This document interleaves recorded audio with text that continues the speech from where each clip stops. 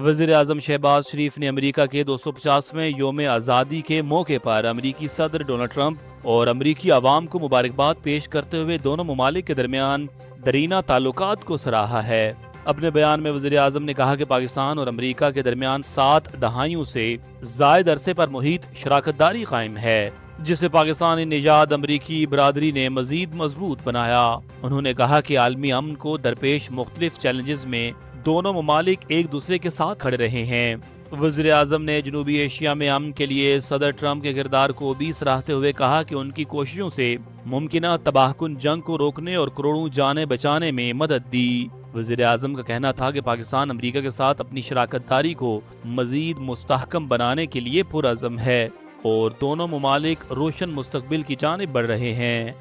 وزیر اعظم شہباز شریف نے استنبول میں ترک ٹیلی کمیونیکیشن کمپنی ترک سیل کے سی ای او علی طٰہا کوچ سے ملاقات میں ڈیجیٹل اور ٹیکنالوجی کے شعبے میں پاک ترک تعاون کو مزید فروغ دینے پر زور دیا۔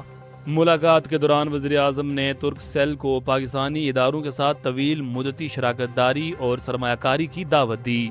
سرکاری اعلامیہ کے مطابق گفتگو میں 5G، اسپیکٹرم، ڈیجیٹل انفراسٹرکچر اور ٹیکنالوجی کی منتقلی جیسے اہم شعبے زیر بحث آئے۔ وزیر اعظم نے کہا کہ ایسے تعاون سے پاکستان کا ٹیکنالوجی ایکو سسٹم مزید مضبوط ہوگا، جبکہ حکومت سرمایہ کاری دوست ماحول برقرار رکھنے کے لیے پرعزم ہے۔ ترک سیل کے سی ای او نے پاکستان کے ڈیجیٹل تبدیلی ایجنڈے کو سراہتے ہوئے ٹیلی کمیونیکیشن اور ٹیکنالوجی کے شعبے میں تعاون کے مواقع تلاش کرنے میں دلچسپی کا اظہار کیا۔ کراچی کے علاقے گلستان جوہر میں رینجرز کی ٹرانسپورٹ کمپنی پر ہونے والے دہشت گرد حملے کی تحقیقات میں اہم پیش رفت سامنے آئی ہے۔ سی ٹی ڈی میں درج مقدمے کے مطابق پولیس نے کالعدم جماعت الاحرار کے کمانڈر عمر قاری سمیت 6 دہشت گردوں کو حملے کا ماسٹر مائنڈ قرار دے دیا۔ ایف آئی آر کے مطابق 27 جون کو ایک خودکش حملہ آور نے رینجرز ورکشاپ کے گیٹ پر خود کو دھماکے سے اڑا لیا، جس کے نتیجے میں 3 رینجرز اہلکار شہید ہو گئے، جبکہ بعد ازاں 3 مسلح دہشت گردوں نے فائرنگ اور گرنیڈ حملے کیے۔ جوابی کارروائی میں 3 دہشت گرد مارے گئے، جبکہ ایک زخمی حالت میں گرفتار کر لیا گیا۔ گرفتار دہشت گرد نے انکشاف کیا کہ حملہ آوروں کا تعلق افغانستان میں موجود کالعدم جماعت الاحرار سے تھا اور انہیں باقاعدہ منصوبہ بندی، تربیت اور ہدایات کے تحت پاکستان بھیجا گیا تھا۔ ایران کے نائب وزیر خارجہ کاظم غریب آبادی نے آبنائے ہرمز میں بیرونی طاقتوں کی عسکری سرگرمیوں پر سخت رد عمل دیتے ہوئے خبردار کیا ہے کہ اس اہم بحری گزرگاہ کو طاقت کے مظاہرے کا میدان نہیں بننے دیا جائے گا۔ سماجی رابطے کی ویب سائٹ ایکس پر جاری بیان میں انہوں نے کہا کہ ایران آبنائے ہرمز میں کسی بھی غیر معمولی اور مشکوک فوجی نقل و حرکت پر گہری نظر رکھے ہوئے ہے۔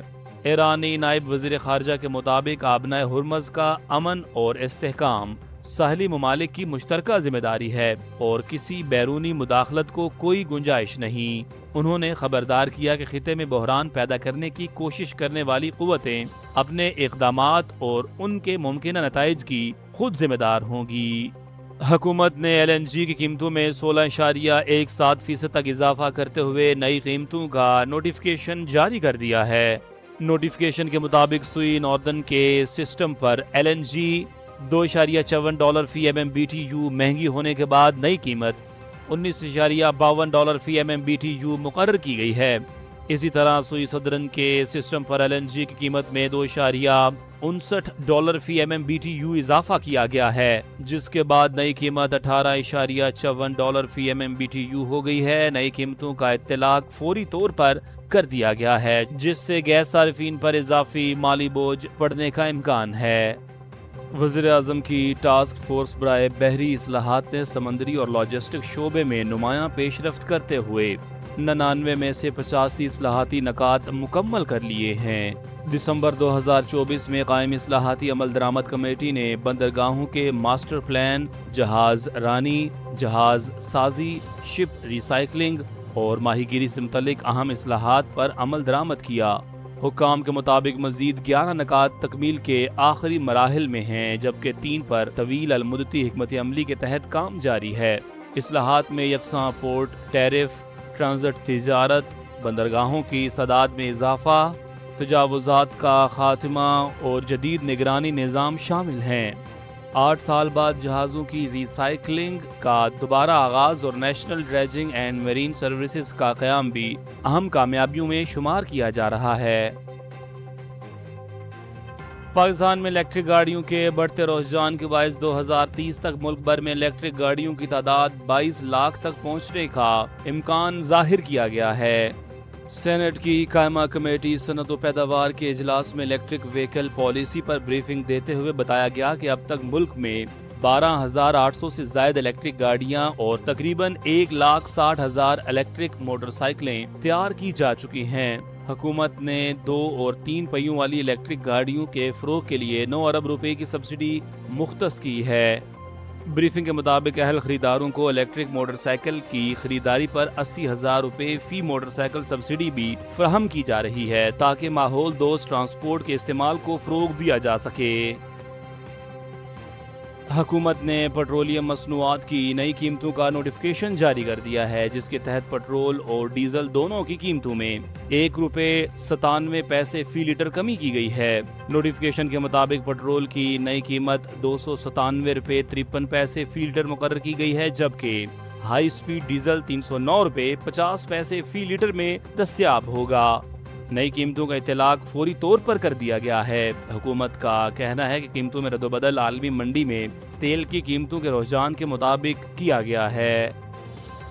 یمن میں سعودی عرب کی زیر قیادت عسکری اتحاد نے حوثی باغیوں کو سخت وارننگ دیتے ہوئے کہا ہے کہ سعودی عرب کو نشانہ بنانے کی کسی بھی کوشش کا بھرپور اور غیر معمولی طاقت سے جواب دیا جائے گا۔ غیر ملکی میڈیا کے مطابق حوثی باغیوں نے سعودی عرب پر یمنی فضائی حدود کی خلاف ورزیوں کا الزام عائد کیا تھا۔ حوثیوں نے خبردار کیا تھا کہ خلاف ورزیاں جاری رہیں تو سعودی ہوائی اڈوں اور خشکی و سمندر میں واقع اہم تنصیبات کو نشانہ بنایا جا سکتا ہے۔ اس بیان کے بعد سعودی اتحاد نے رد عمل دیتے ہوئے واضح کیا کہ مملکت کی سلامتی کو خطرے میں ڈالنے والی کسی بھی کارروائی کو سختی سے ناکام بنایا جائے گا۔ خطے میں کشیدگی کے باعث سیکیورٹی صورتحال پر بھی گہری نظر رکھی جا رہی ہے۔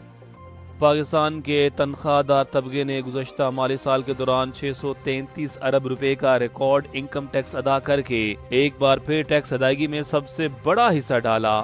ایف بی آر کے عبوری اعداد و شمار کے مطابق یہ رقم برآمد کنندگان اور ریل اسٹیٹ شعبے سے وصول ہونے والے مجموعی ٹیکس سے بھی زیادہ ہے۔ سرکاری دستاویزات کے مطابق برآمد کنندگان سے 174 ارب جبکہ ریل اسٹیٹ فروخت کنندگان سے 191 ارب روپے ٹیکس وصول کیا گیا۔ ایف بی آر نے آئندہ مالی سال کے لیے 15,264 ارب روپے کا ٹیکس ہدف مقرر کیا ہے، جبکہ حکومت نے تنخواہ دار طبقے اور برآمد کنندگان کو ریلیف دینے کا عندیہ بھی دیا ہے۔ ماہرین کے مطابق ٹیکس بوجھ کا بڑا حصہ اب بھی تنخواہ دار افراد پر ہی برقرار ہے۔